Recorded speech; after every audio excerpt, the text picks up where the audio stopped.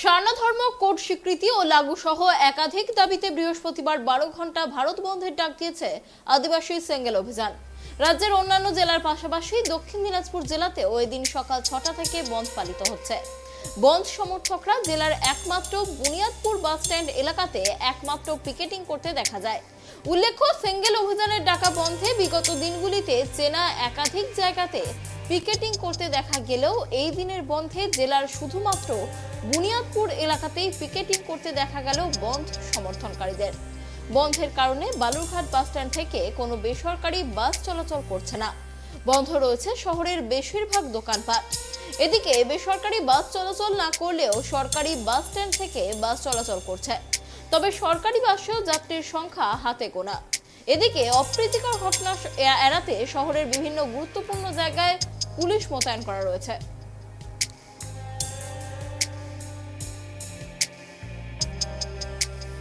সরকারি বাসটাই যাবো রায়গঞ্জ। হ্যাঁ, বাস চলছে, সরকারি বাস চলছে। কোনো দেখলাম না কোনো যে বন্ধ যারা ডেকেছে তাদের কোনো আশেপাশে তারা নেই। টোটো চলছে, সবই চলছে। এখনও কেউ বাধা সৃষ্টি হয়নি, এখন গাড়ি চলছে, কোনো অসুবিধা হচ্ছে না। কোথা থেকে এসছে? কোচবিহার। গাড়ি চলছে আজকে? গাড়ি চলছে তো, মানে এমনি বাস চলছে আজকে না, আজকে দেখিনি। আজকে বাস চলছে না, কতটা সমস্যায় পড়তে হচ্ছে যেখানে যাবেন?